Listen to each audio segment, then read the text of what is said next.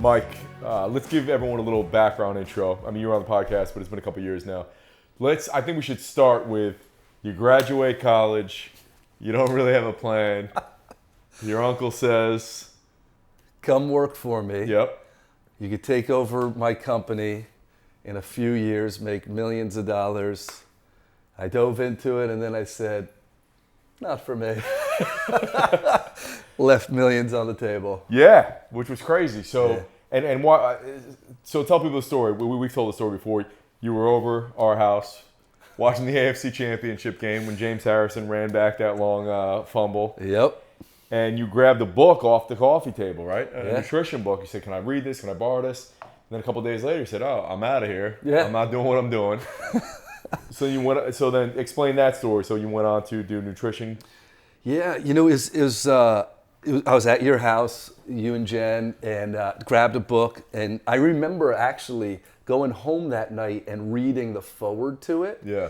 And I read it and I put the book down. This is no joke. I put the book down and I said, if I have the courage to finish this book, my life is going to change forever. Wow. And I knew that I needed to make a shift in my nutrition and my diet and like how I treated my body, how I was living my life, because it was fast, high responsibility, high stress, and it was not for me. Like it was Looking back, it seems deteriorating amazing my that you soul. were even doing that. Totally.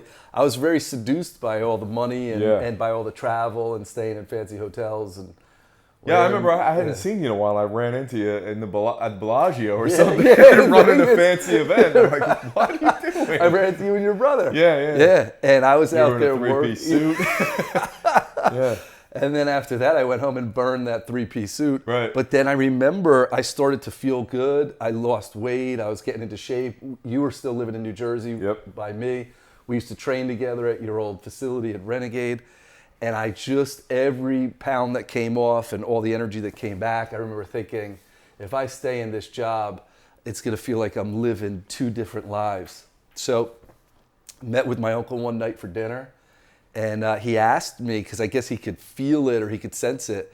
And he said, hey, is your heart still in this business? And I said, I got to be honest with you, it's not. And he asked me that night and he said, if you could do anything, what would you do? And I said, I want to help people put their health and their happiness back together. And his words to me were, when that doesn't work out, I'll keep a position open for you at the company. Wow. But what I heard was, go give it a shot. Yeah. Like he was telling me it's not doable, but I heard I got to go do this. And I drove home that night and I remember my mother called me from Florida and she said, how did dinner go with your uncle? And I said it went as well as could be expected. And she asked me, Michael, what do you want? And I remember saying to her, I want to be part of the solution. And right now I actually feel like I'm part of the problem. And that one declaration or one statement to my life, after that, everything shifted. It was a total 180 of my life, and that was 2010. Wow. 2010. Yeah. So it was almost 10 years ago. So then walk through how you started your coaching practice and then how it evolved over time. I first started off with nutrition counseling and helping people live a holistic lifestyle, take care of their bodies, what they're putting in their bodies, far more from a nutrition angle and far more from a holistic nutrition angle and a lifestyle angle. And then I got successful doing that, but then I started to notice that I had 3 clients, even though I had hundreds of clients or thousands of clients a year, really there was only 3. One person they had no idea what they were doing nutritionally or health-wise. They didn't realize that. You mean there's 3 types of 3 clients? types of clients. Yeah. And they had no idea that Diet Coke was still killing them. Right. There was the person that just had no clue. The second person was the person that would come to me and they said, I have this specific issue, gut issue or thyroid or, they wanted to cleanse their liver or something. They had a targeted issue that they wanted to address, and they wanted to address it nutritionally rather than medically. So that was the second type of client. But the third type of client was my most predominant. And that was the person that knew what to do, but wasn't doing it. And that I started to notice, I was like, there's something about the inner world, or like what I call the inner context of them. They knew what to do, but they weren't doing it, meaning that they understood what would make them better, healthy, happier, and yet their habits, their belief systems weren't lining up to it.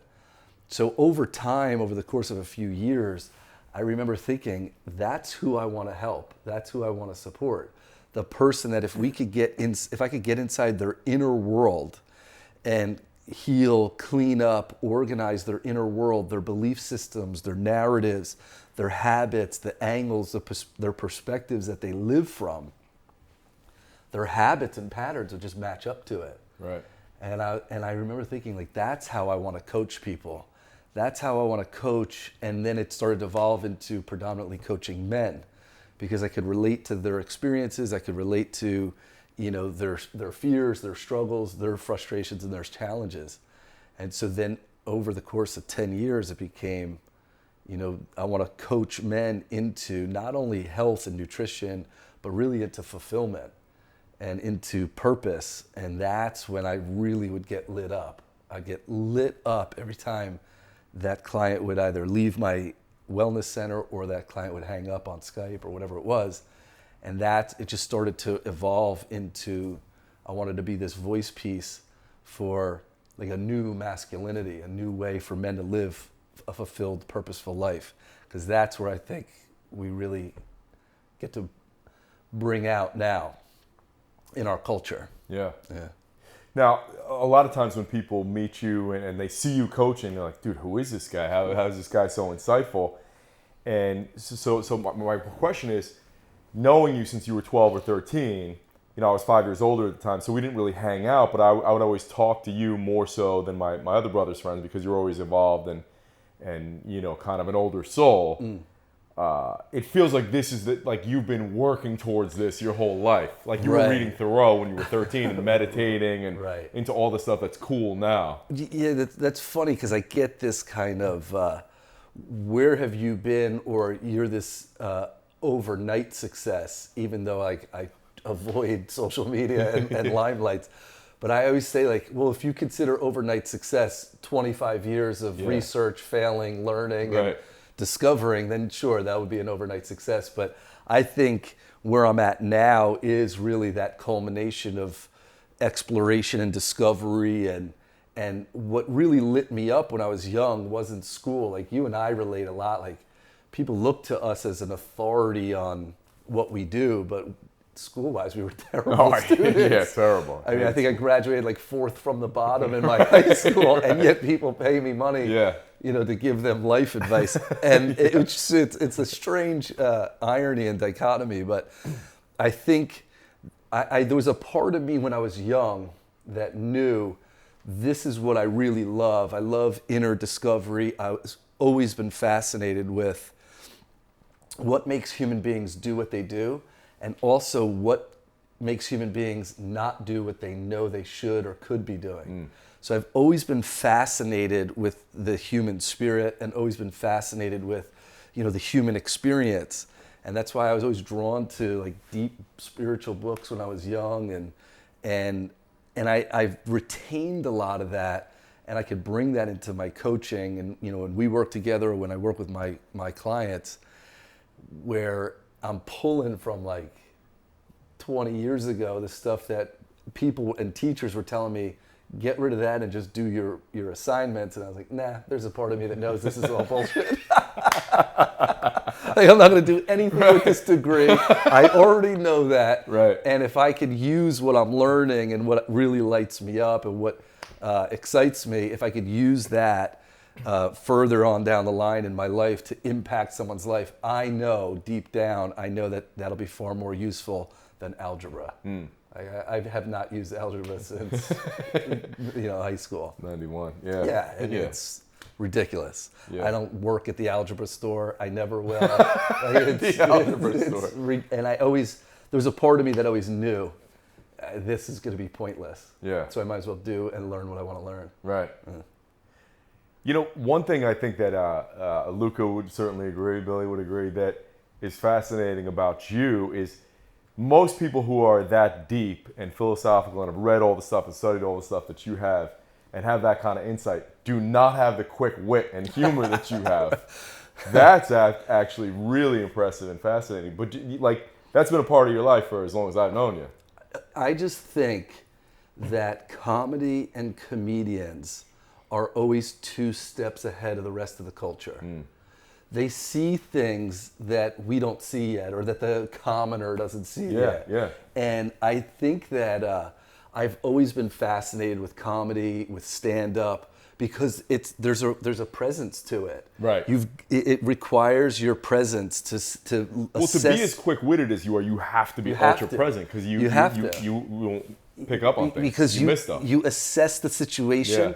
And really, I think for me, comedy and what we do and wherever we're together is taking the situation and saying something's missing and I'm going to put it in and quickly. And then I think that's what, and then that laughter that comes from people is that fresh perspective that they didn't see it. And now that you just delivered it to them, they just start cackling. Right. And I just think that there's a presence to comedy and to comedians that they just see things before the regular person does. Yeah. And that's why I love being around you and Luca and the guys when we get together. It's most people think we get together and talk business or talk shop, and we don't. 95% of it is just, how can I make these guys laugh? Yeah. And I think Jerry Seinfeld and comedians ask the question all the time, like, can you teach comedy? And I don't know if there's a distinct answer to it, but I do think, and I think you would agree with me, especially in the mastermind and the guys that we coach, as they get more and more present, I think they get funnier. Totally, 100%. And I think maybe you can't teach comedy. And they comedy, pick up on funny stuff. Right. Yeah. Maybe you can't teach comedy, but you can help them practice presence, which I think then their humor becomes almost like a side effect of their presence. Yeah, that's such a great point. Yeah. So I don't know what the answer is to can you teach comedy, but I do know you could practice and teach presence, and I think people just get funnier as they get more present. Yeah, that's 100% true. Yeah. So let's talk a little bit about the book. Brand new book. How long have you been working on this now, secretly, and not telling us? New man emerging. It was, I'll say this, there's a few motivating factors for it. The biggest, I would say, motivating factor for it is my dad dying a few years ago. And I remember when my dad died and the experience of my dad dying and going through that whole process with him, and you knew my father, and I remember after he passed away, there was a way I wanted to maybe memorialize him, and I think at first I wanted to do like what was my journey of growing through, my losing my father. And I wanted to originally write a book about like a father and son's relationship, and now how do I navigate the world without my dad? And then that was the original motivating factor. But then after a year or two, as I learned, I remember one day, I remember just scrolling on Facebook and seeing Me Too, Me Too, and Me Too. And I remember thinking, like, what is this? And how many women I knew that were affected by it, that I didn't know were affected by it, and how they must have, up until that point, like, needed to live in silence with, like everything that had happened to them. And I said, I don't want to just write a book about a father and a son and their relationship. What I really want to do is I want to give a voice piece to all the good men and honorable men that at that moment maybe didn't know what to do or how to speak up and how to support, how to influence. So then the book evolved really into, let's make this book a voice piece for the good and honorable men that are living purposeful and fulfilled lives and that are leaders and are inspiring others. And let's make a guidebook for the men that want to awaken into that new example. And then as a side effect of it, let's also let women read it, and now they have an example of what a conscious man could look like. And now we could start to develop a new way of interacting in relationship and what men can live into, and then also what, as an example, for women to seek and what's possible for them. So that really became the evolution of the book. And then once the interesting part of it was I didn't really have the intention to write it. And I was in bed one night with my fiance, and I woke up in the middle of the night and these words came to me. Couldn't go back to sleep, got out of bed at 3 a.m, went into my office, typed them out, went back to sleep. Next night it happened. The next night it happened. The next night it happened. And I wrote really like maybe the first 3 to 5 pages in the middle of the night. And my fiance had said, what do you keep getting out of bed for? I said, I don't know. These words are coming to me. And I read them. I read these the first few pages to my fiance, and she just started crying. And I was like, what are you crying for? She's like, you got to write a book. And I said, my reaction was, I'm not writing a book. Right. And then that night we went to my mom's house, and she brought it, whatever I typed up, and she made me read it to my mom, and my mom started crying. She's like, wow, you need to write a book. I said, I'm too busy, which I'm not. Yeah. And then I went, and I said that night, I said, all right, if you guys are that, convicted, I'll write it. And then I thought, oh, it'll be this divinely inspired book. I'll just wake up in the middle of the night and write it out. And the moment I said I would write a book, it all dried up. All the inspiration, everything left. But I said that I would write it, so I was like, oh, shit, now I got to write it. I told the 2 most important women in my life that I would do this, and now I got to do it. So I got to fulfill the promise. And then, so what I did was I would wake up every morning, and I just carved out time, and every day I would just sit in front of the computer and I'd write, and then I'd write, and then I'd write, and then I'd write. And it was tedious, but then I remember getting about halfway through it saying, like, there's something here. And then I was being coached by Neil Donald Walsh last year, me and Alyssa. He's the author of Conversations with God. And he was my coach and my fiance's coach. We were being coached by him. He said, what are you up to? I said, I don't know, I just started writing a book. He said, when's it going to be done? I said, October 1st. He said, send it to me. If I like it, I'll send it over to my publisher. So I sent it to Neil Donald Walsh, who's written 30-something books. He read it, said, you have a powerful book, I'll send it over. And that's how it happened. Wow. It was crazy. And then I quietly launched it on a Saturday morning without telling you. Yeah. So I'm fortunate enough to get to see you coach quite often in person, and the things you talk about in here. One thing you talk about is keep your death close. Yeah. That's the part 1 of the book, it's the first thing. Talk about that a little bit. I like I was telling you, when I lost my dad, there was this sense of urgency that I started to live with. Like, I have gifts and I have skills and I have what I call in the book, I call my medicine, your uniqueness as a human being. And I remember thinking, like, he's gone, and one day I'm gonna die, and I want to die on empty, not like burnt out, but I want to die on empty with all my gifts given. And I remember thinking, like, this almost mantra kept coming to me, like, keep your death close. If death were close, you'd be living a lot differently. Right. You wouldn't procrastinate. You'd tell the people you loved them. And I started to live almost this contrary way of living that we have in the West, which is like, don't talk about death, let's deny it, let's procrastinate it. Nobody wants to talk about it because that's morbid. And I remember thinking, like, no, like, it's the tragedy in life isn't that we die. The tragedy in life is most people live like they never will. Right. So they go to their grave with gifts, they go to their grave with brilliant ideas because they're too afraid. And they hesitated and they doubted themselves. And I was like, no, you know what? Keep your death close. If death were close, I would be living so much differently. And I started to live with this different sense of urgency.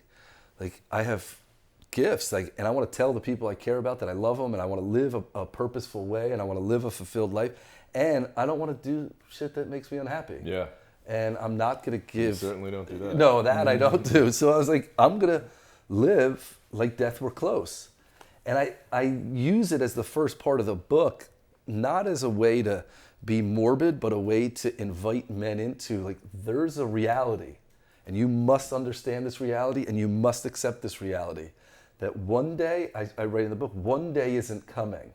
One day when you're successful, and one day when your wife gets you, and one day when you've got the body of your dreams, and one day when you're happy, then you'll live the life you've always been destined to live. And I'm like, one day's not coming. Your grave is. Your funeral is. Like, your tombstone is certain, but what's written on it is still up to you. And if you could live with this sense of urgency that if death were close, like, what would be different today? and take an honest inventory of it, and the things that don't line up to it, start letting them go. Yeah. Start letting go of the work that you do that just deteriorates your soul. Start letting go of the people that you hang out with that you feel compromised around and you don't feel like you could be authentic and yourself and genuine. Like, start surrounding yourself with people that light you up. Start doing the work that's purposeful for you. Do what you truly desire. Take the trips you've always wanted to take. Like, if you've got one shot, and I don't know whether you do or you don't, but if you do, like, live it purposefully. And that'll shift, in my opinion, that shifts the way people live, because it brings meaning to everything that they do rather than put off their life and procrastinate their dreams. Yeah.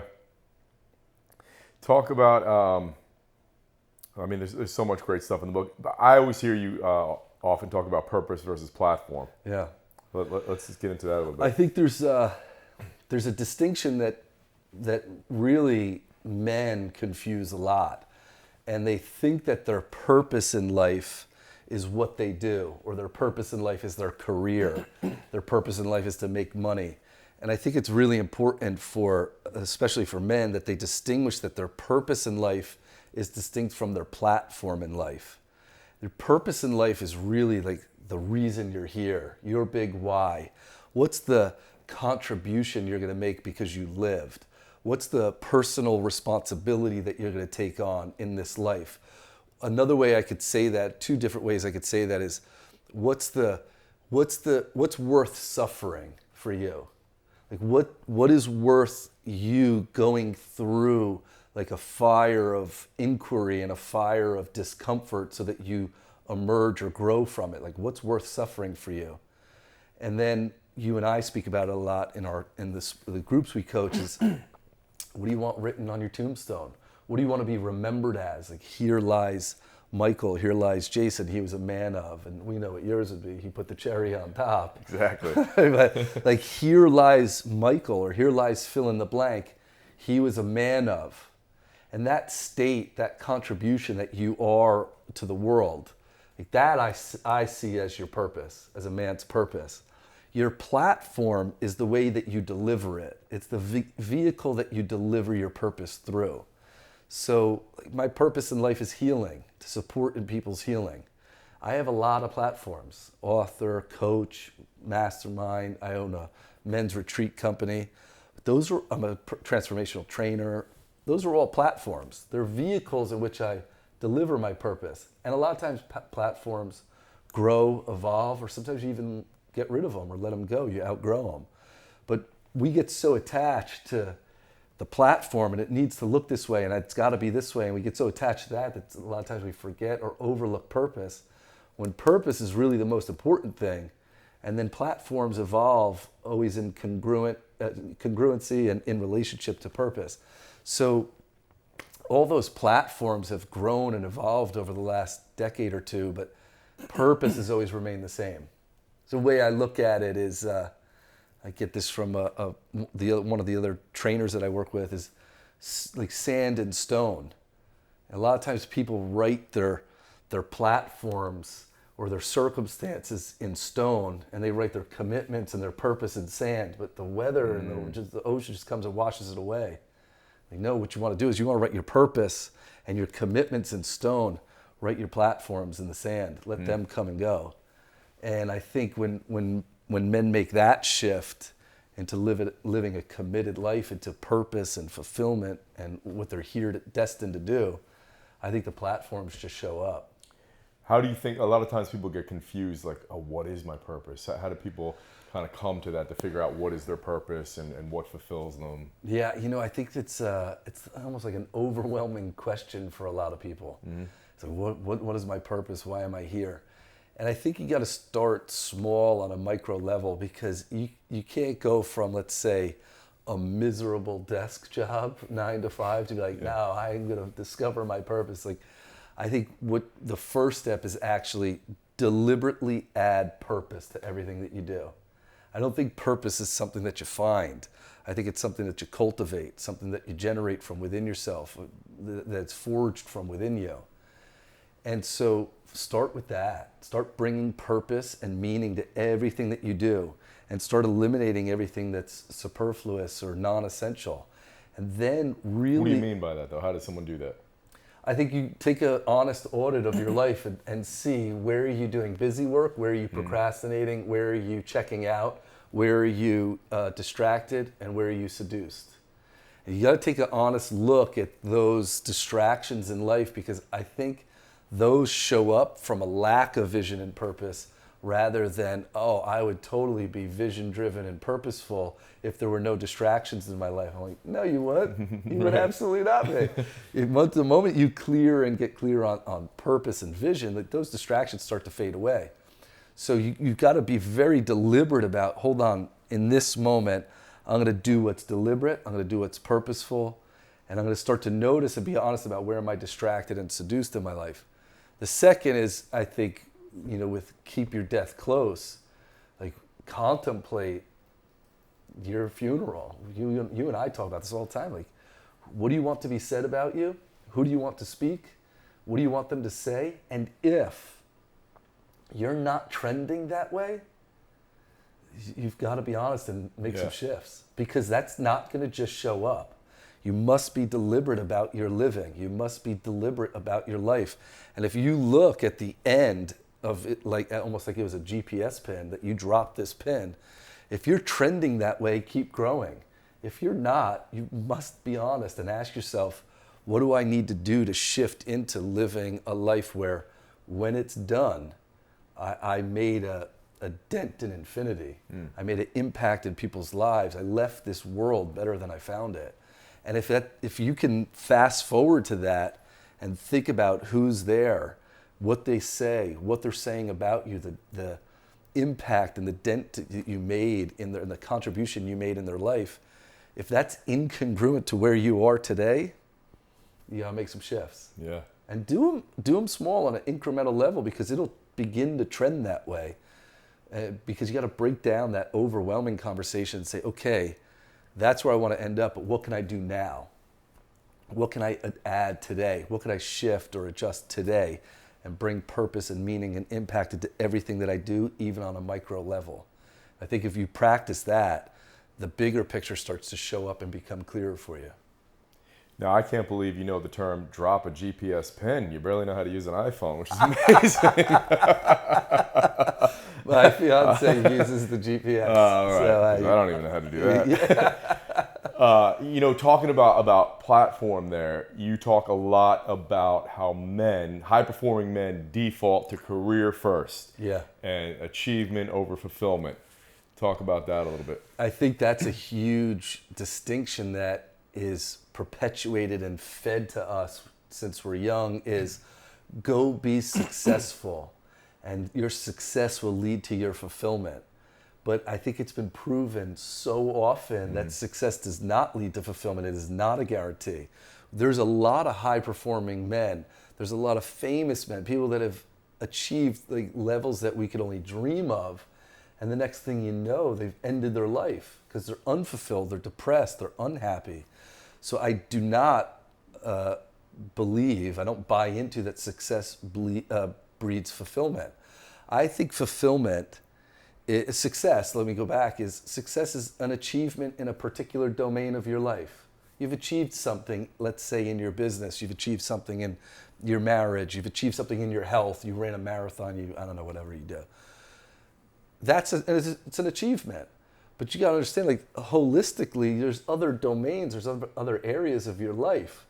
So when we overemphasize success, what we typically do is we put extra energy into this domain of life, and then another domain suffers because of it. There's so many men that have made a fortune, but their health is destroyed. Or they've made a fortune and they work 23 hours a day, but their marriage is in the gutter, and they're giving no attention to it. Yeah. So they may be successful, but fulfillment that way is never going to happen. For me, fulfillment and what I coach into is, let's take a holistic view of your life and the things that are important to you, that you love, your marriage, your success, your career, your relationships, your spiritual life, your leisure life, travel, like the stuff that your hobbies, the stuff you love to do. And let's bring attention to all of them. Let's bring attention to all of them so that they're all solid and strong. That's where fulfillment comes in. And what starts to happen, which becomes almost like a strange unlearning for men, is that they start to learn like, wait, I'm giving way too much attention to my career, and some of that attention really gets to go to my marriage. Right. It gets to go to my hobbies. It gets to go to travel and the stuff that I'm passionate about.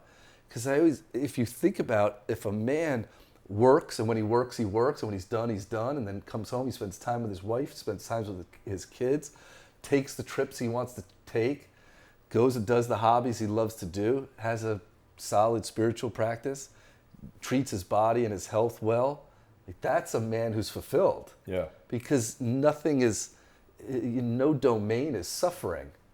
Everything is getting attention, everything's getting love. And so when it sounds so simple, but when I coach men, it's really like a radical unlearning. Because men think if I fill my career cup up so much that it overflows, it'll naturally just bleed into my marriage. Yeah. It'll naturally bleed into my health. And one day I'll have the time and the money to go do everything I want to do. And I'm like, Right. Do you realize what a load of bullshit you're buying? And when men say, look, I'm working so hard and my wife is upset with me because I'm working so much that she doesn't see me and I don't see the kids, I always ask, well, how are you remedying that? And this odd part of it, most men's remedy is work more. Let me just work more, and then one day she's gonna get it, that I'm doing all this for her and for us and for our kid. I'm like, are you out of your mind? Yeah. That solution is actually gonna deteriorate your marriage. Yeah. Rather than when you work, and when you're home, be present with your wife, be present with your woman, be present with your kids. Your kids don't care about your bank account. They care about you being present with them. They care about you fulfilling your promises, doing what you said you were going to do. They care about you and spending time with you. And if your solution as a man is work harder, which takes you away from them, you may achieve some monetary mountaintop. But unfortunately, I got to ruin the ending. Most men are going to end up alone on that summit. Yeah. And so part of my mission is to lead men back into fulfillment rather than just chase this carrot of success. Because I think if we had fulfilled people don't hurt each other. People who are fulfilled don't walk around emotionally, verbally, or physically abusing other people. Right. They What a great statement. They don't do it. Yeah. So I think, and you start to and look at our culture, like we have all these lonely, depressed men. The biggest demographic, I think, of suicide right now is middle-aged men. Because I think they lack purpose and fulfillment, and they lack a vision in life, and they're just robotic and a cog in a wheel. And a man must have a function. A man must have a purpose. He must have a mission in life that gives his life value and meaning. And I think as we step more and lead more into fulfillment, we'll stop hurting each other and shooting at each other. What do you think are some other myths that men have been kind of programmed to believe that you see often when you're coaching guys or talking to guys? You know, if we look biologically at purpose and function, females have a biological function. They have a biological purpose. They can procreate life. We cannot. So purpose in life, and I'm not saying the purpose of every female's life is to have children. That's not what I'm saying. But biologically, they have a distinct function and we don't. A purpose and meaning for men in life is far more esoteric.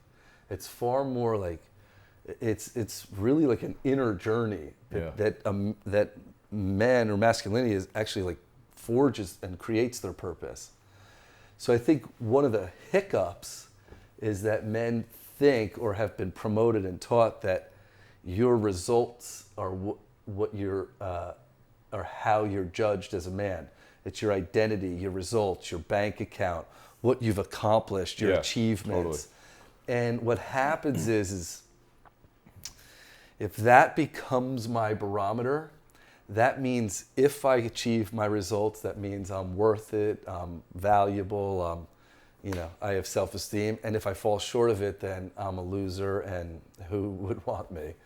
And I think that is a really challenging thing for men to live into, rather than let me constantly grow my competency as a man. Let me constantly grow my function as a man. How am I making people's lives better? And what's my competency of that? Like I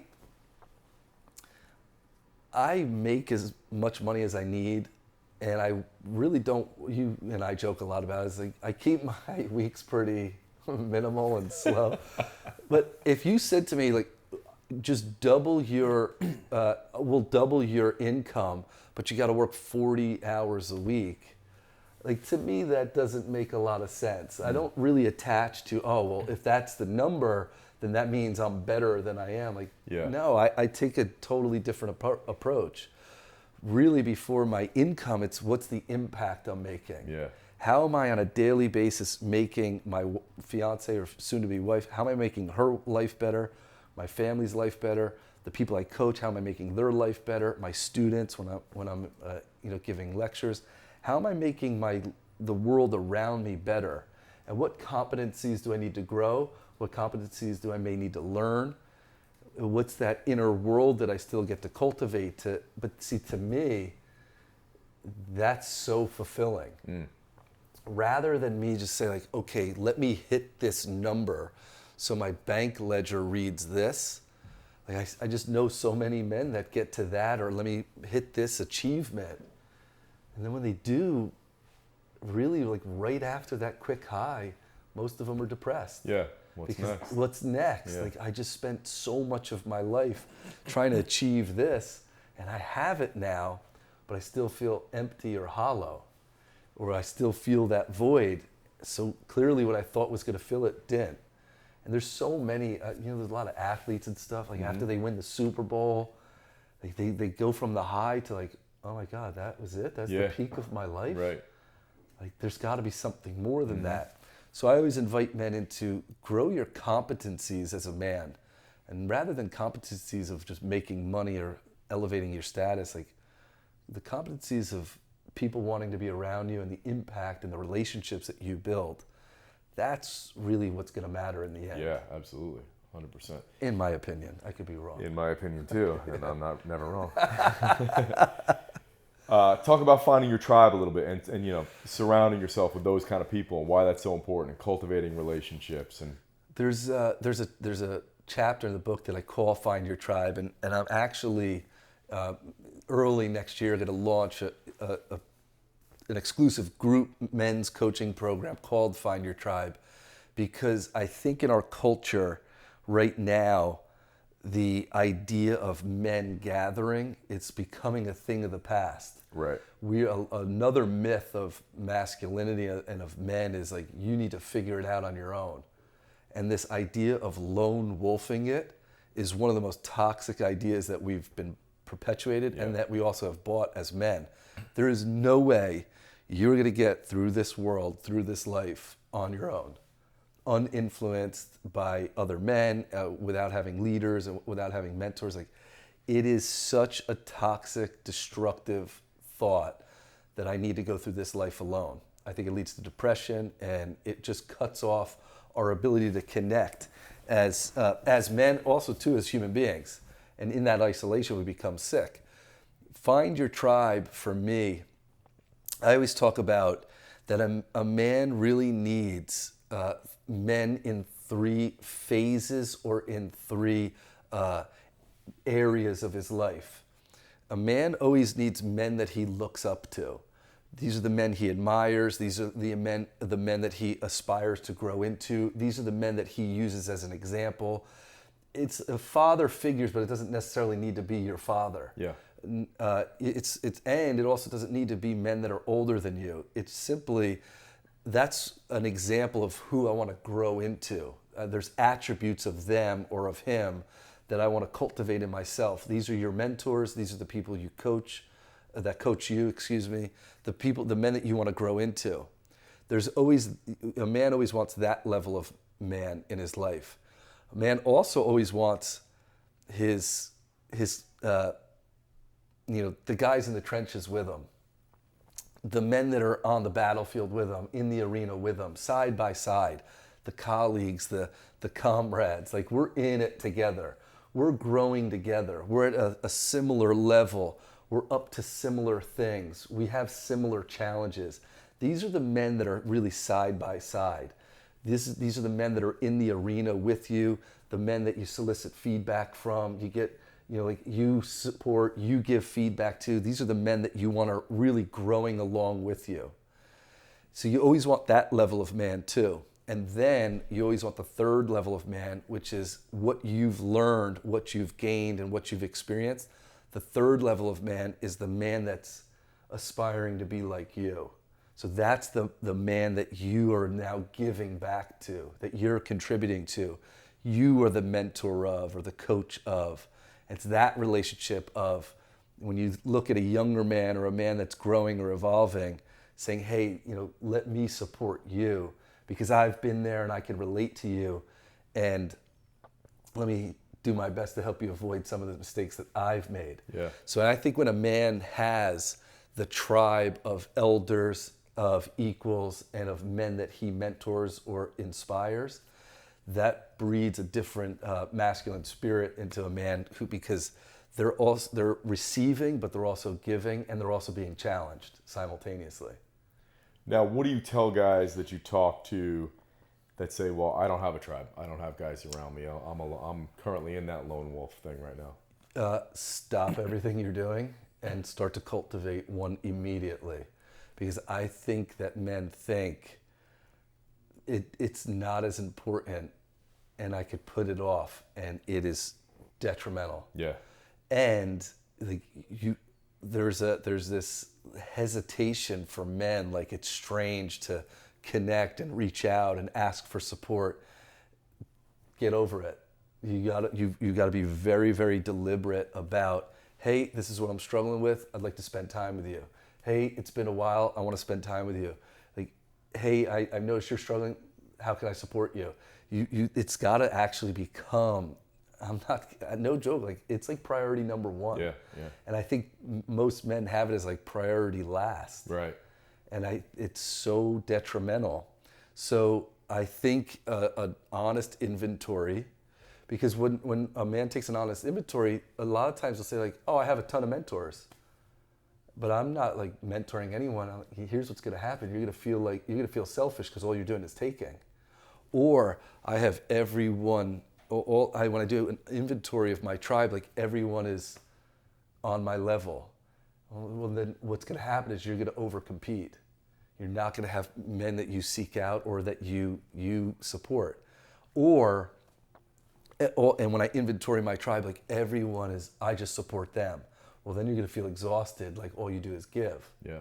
So you've got to take an honest inventory of those three phases and make sure that they're balanced out. And if they're not, stop what you're doing immediately and start to fill it up and make those contacts. So give me specifics on how you do it. Let's say you move somewhere new, and me and Brendan and everybody you're friends with, you don't know anybody. Yeah. You can't even contact us. You're in a new place. Yeah. How would you go out and start to cultivate a tribe? What would you do? Like, what would be your steps? What would you do to maintain those relationships, to grow those relationships? I would do the things that I'm passionate about doing, that do them in group settings. It's so simple, but like people are like, I always ask, what are you passionate about? Oh, I love martial arts. I love photography. I love this. I love that. Great. So just start go find a group that's actually doing that. Right. Because you immediately have a bond and connection with those people. You share a passion. Yeah. If for me, like if I were to move to another town and then try to find a tribe in a bar or a club, I would jump off a bridge. It would be miserable for me. But what I would do is I would what am I passionate about, or what do I want to learn? Mm-hmm. Go join those things. Yeah. There's like no excuse now with the connection and social media and all that. There are groups and things like that all over but here's the thing is connect on a passion and get out of your comfort zone. Yeah, you have to. Introduce yourself constantly. Make new connections, whether it's a coffee shop, a place you frequent, the gym that you go to. I'm always introducing myself in the gym. If I see someone more than twice, like we're friends. Right. I'll just say, hey, how are you? How's your workout going? I love what you're doing. And the other thing too is like for the people, for the men that are afraid to like break ice, people love compliments. Just tell people they're great. Yeah. I love what you're doing here. I really appreciate this. People love to feel appreciated. And don't be a creep about it, but just simply like acknowledge people instead of just putting your head down and walking through life and then waiting for people to reach out to you. Like you've got to be proactive and take those first steps, and it'll develop confidence. But appreciate people. Those would be my two things. Join the things and cultivate what you're passionate about. Join groups with it. Reach out to people that are in that area, and then appreciate people. Break the ice with appreciation. Yeah. Like if you go through the day and you can look back and say like, I gave at least 10 compliments or appreciations today, that's a great day. Yeah. It's a great day. But I always tell people like, compliments aren't like wine. If the longer you store them, they don't get better. Right. Like you got to get rid of them right away. You got to give them right away. Like don't store compliments. Don't wait to tell people what you appreciate about them. Don't wait to compliment them. Don't wait to tell them like, hey, you've made an impact on me. Like tell them, give it, and watch. As you do that, people just want to be around you. Yeah. It's so strange. Like people just passively sit back and want the world to come to them. It's not happening. You've got to be proactive and put yourself into the world.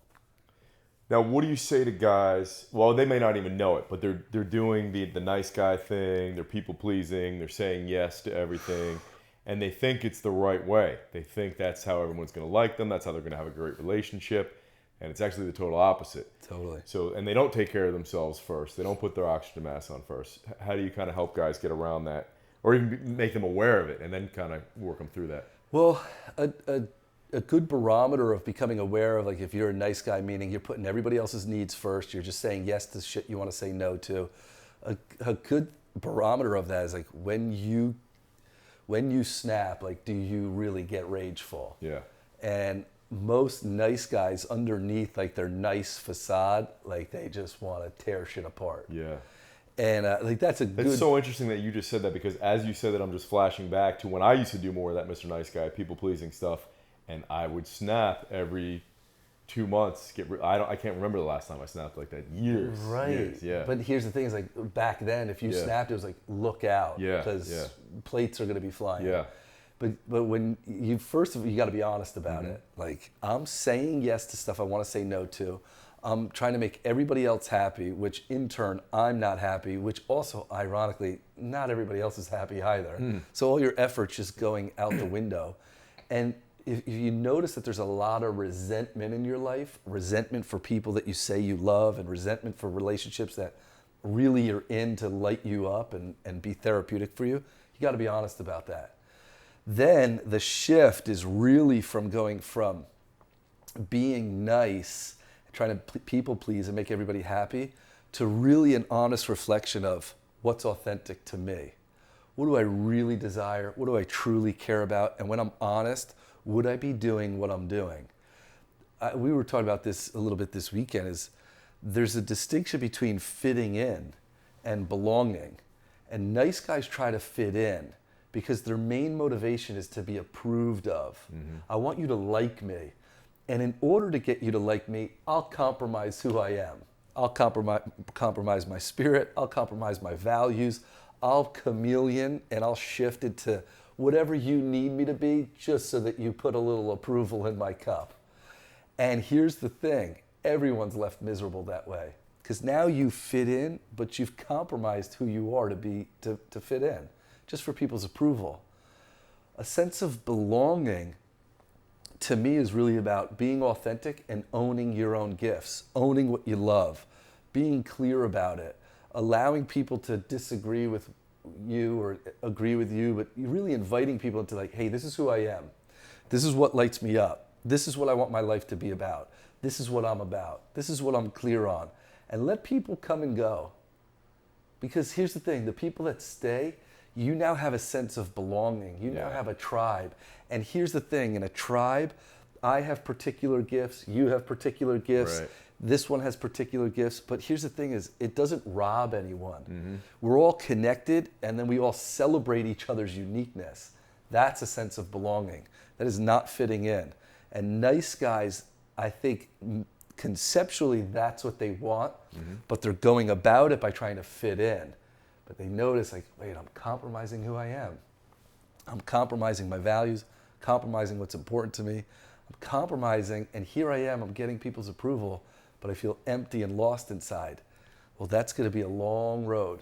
Authenticity and owning who you are, owning your medicine, owning your gifts, and that creates a sense of belonging. And here's the challenge to that. Some people are going to be about it, and some people aren't. But either way, you still win. Yeah. Because you have authenticity. So whether people stay, whether they go, they agree with you, they disagree with you, I'll sleep fine. Because I know for me, like, I know that deep down, my main goal is to be a contribution and make an impact. And some people are ready to hear it, some people aren't. And that's totally fine. They get to make their own choices. Yeah. But here's the gift to that. I get to surround myself with friends like you. Like, the people I call friends, bro, I pinch myself. Like, these are my friends. Right. Like, people would die to spend a weekend with my friends. Right. Yeah. You know, like, that's what I always think. Yeah, and I'm like, these are the people that are like on my speed dial that I just hang out with. Yeah. Like, you gotta be kidding me. Yeah. But that, to me, When you have that sense of gratitude, your whole life just changes. without a doubt. Yeah. Without a doubt. There's a sense of, there's like a mantra that me and my fiance and sometimes my mom, like, we'll sit outside in our backyard, or sometimes we'll go up to my mom's backyard up in Delray in Florida, and we'll sit there, we'll watch the sunset, and we'll talk and we'll connect. And then typically there's a moment where we stop talking, the sun's going down, and one of us will say, "How dare I ask for more?" And we just sit there like, you know how blessed we are? Like, that we get to live this life, that we get to do what we do and be around who we're around. Yeah. And then, like, I hang out. We live on the opposite side of the country, you and I, and yet we hang out like 4 weekends a year. Yeah. And I sit there, I'm like, I can't believe this is our life. This is nuts. Yeah. But that's, to me, comes from authenticity and cultivating a tribe and a sense of belonging. Now, one more thing about nice guys is they often have horrible relationships. Not just with men, but I mean with their wives. And so you have a section in the book called Be Her Hero. What's that about? Be her hero is really, like, in relationship, I always say, like, the barometer of relationship should be that, because people are always like, I'm in this toxic relationship. And I'm like, well, what the hell are you doing in it? Yeah. I think the barometer in relationship is, relationship should be therapeutic. That you should come to each other with a sense of comfort and what I call a sense of home. That we're therapeutic for each other. The world is going to give you enough challenge. I don't want to come home and be challenged too. Yeah. So, but therapy and growth isn't always comfortable. Sometimes it's challenging, but at least we're safe with each other. Like, we know, like, this is a therapy. I'm here I can relax here with you. And if you're challenging me, I know that you're challenging me for my best interests, for my own growth. Now, Be Her Hero is really the barometer of, I say the first line in that chapter is, be her hero. If you're not her hero, you're wasting her time. And the barometer of that is, and I write it maybe a few paragraphs into the book, into that chapter, is be the man you'd want your daughter to marry. And if you're not, you get to stop everything you're doing and start to cultivate that man. Because if you're not being the man you'd want your daughter to marry, you're actually teaching her to compromise, you're teaching her to sell out, you're teaching her to go for things that are underneath her value and underneath her worth, and then she ends up compromising, and then you end up hearing, there's no good men out there. No, you've just been taught to settle for less. Yeah. And so really my invitation to men is be the man you'd want your daughter to marry. Every day, if you're in a relationship, which you and I are, well, not with each other, but with our women, but every day you have an opportunity to be her hero. every day you have the opportunity to remind her how special she is, how beautiful she is, how loved she is. And when a man cultivates that in his relationship or in his marriage, she'll love you to depths that like you don't even know yet. And I would say like, and I know this by messing it up, but I would say now like what I've learned about relationships and being in relationship, like my woman loves me to a depth that like I didn't even know was possible. And a lot of times when she writes me cards or if I accomplish something that we're both really proud of, she tells me she loves me all the time. She tells me I'm great all the time, all that. But nothing like, hits my heart, penetrates my heart more than when my woman tells me, you're my hero. Wow. And when she says that, I'm like, I could take on the world. Yeah. It's the three best words I ever hear from her. Yeah. And she knows it, and she uses it very sporadically so that I don't get too used to it. Right. But that, every day, I have an opportunity to be her hero. And I kind of subscribe to, and this may offend some of your listeners, but one of the greater forms of cowardice is a man who asks for a woman's heart with no intention to protect it and love it. And I think, you know, a lot of men, when they're young, they, go and do their thing and soil their royal oats and all that, like Coming to America. But, but like, I think that's not the most noble endeavor. Yeah. I think the most noble endeavor is to choose the woman you're with and be her hero and love her into a whole new possibility. And when that happens, I mean, it's just to me like I pinch myself every day I wake up. Amazing. Yeah. So much great stuff in the book. It's called New Man Emerging, available on Amazon. Is there a website for the book? There is. Oh, there is? Yes. Wow. I just finally got a website. Okay. Newmanemerging.com Great. or michaeldesanti.com. And there's an opportunity there. You can purchase the book, or I think in January, I'm going to launch the Find Your Tribe. I'm going to keep it exclusive, only about 8 men at a time. And but you can learn a little bit about me, about the book, on newmanemerging.com or michaeldesanti.com. Awesome. And all Renegade events, Mike is always there, coaching it up, blowing people's minds, changing lives. And all we do is laugh in between. Exactly. Awesome, man. Thanks so much. Thank you. Love you, bro.